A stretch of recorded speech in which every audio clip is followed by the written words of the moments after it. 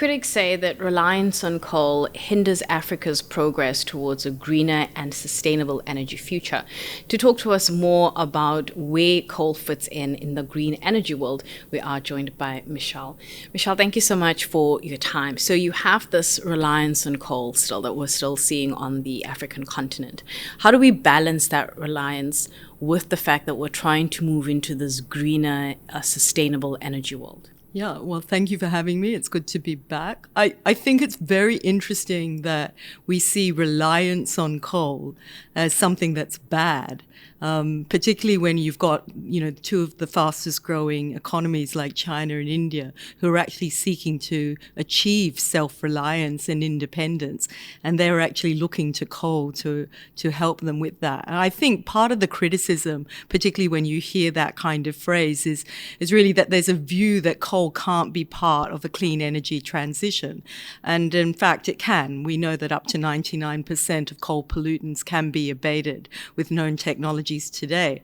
But I think we also need to change the nature of this question. Having self-reliance for a nation, having that kind of resilience, having a secure energy source that's affordable, that's reliable, is actually quite critical. It underpins economic growth and the kind of prosperity that people want. So it's probably time. We're seeing around the world that putting all our eggs in one basket, that being renewables, is not necessarily the way to go. And we know that. And we know that, the International Panel on Climate Change has already told us that. It's told us that there's no near-term 100% credible solution that is renewables. So it's probably time for us to actually open our minds to what the opportunities are and also really fully understand the tentacles that is coal, because this is not just about powering nations. This is about steel, cement, aluminium, chemicals, even wind turbines. So in every aspect of our world, we are reliant on coal, but it doesn't mean we can't do it in a way in which is sustainable and, environmentally friendly.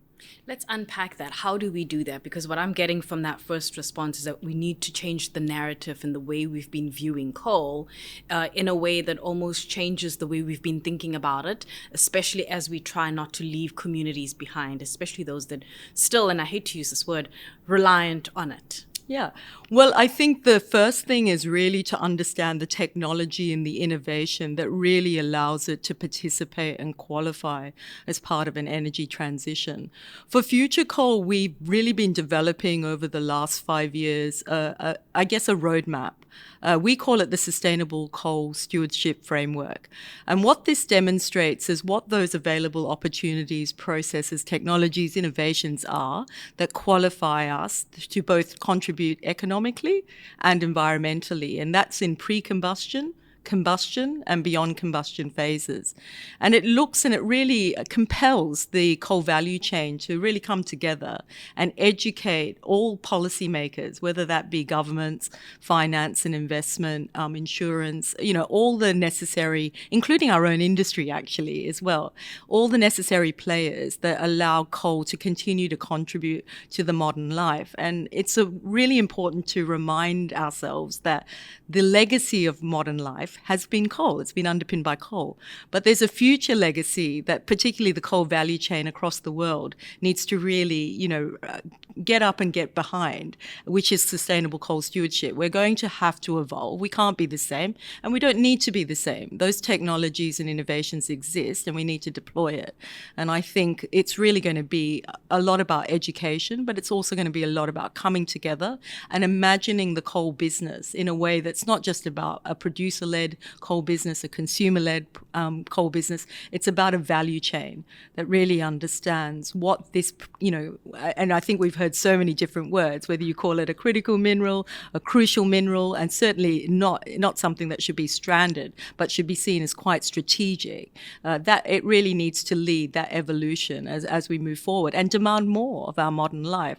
And let's not forget the people that are still left behind. There is still so many people in our world who are experiencing energy poverty.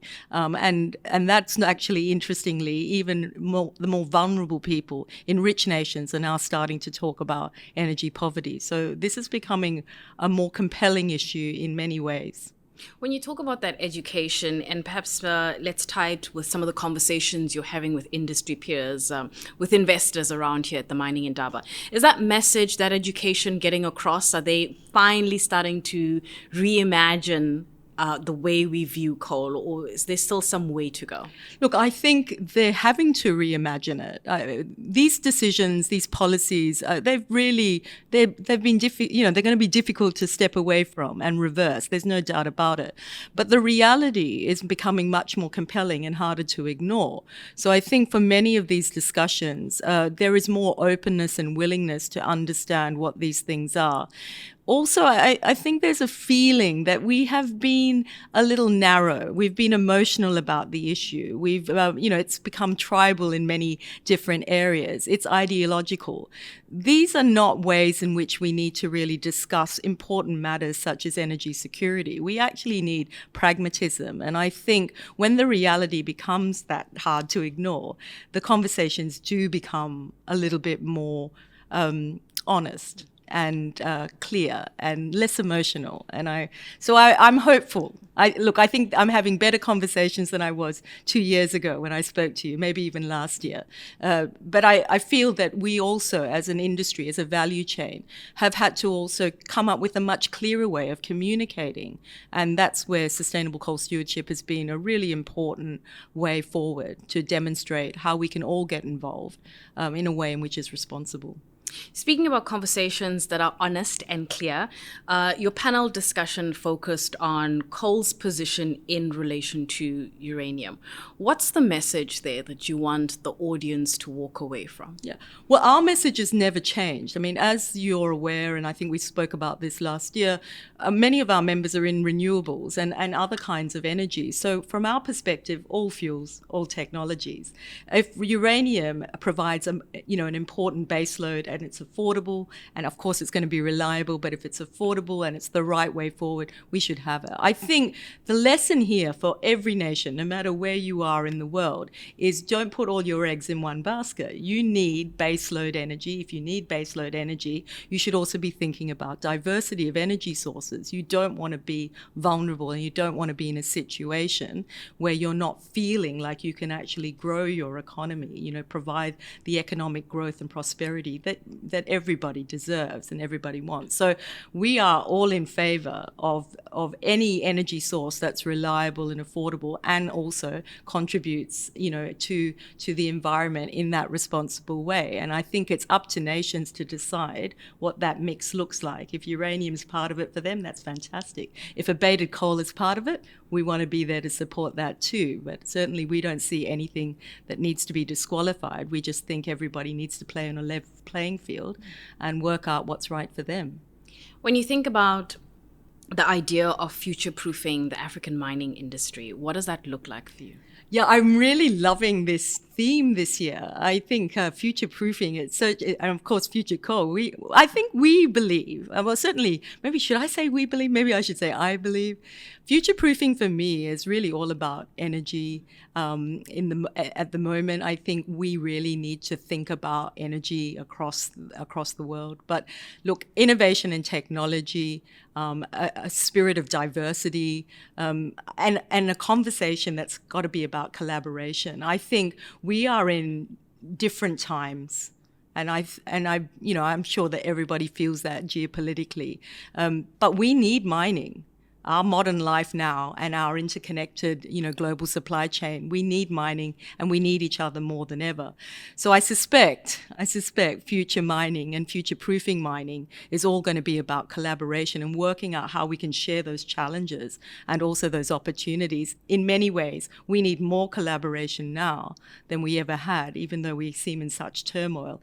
And we need more stability with energy. I think, these are, from my perspective, two fundamental things that really will support mining in the future, whether that be on this amazing continent or in other parts of the world. I think we're going to have to work together. Thank you so much, Michelle. Thank you. For more insights, you can go to miningindaba.com.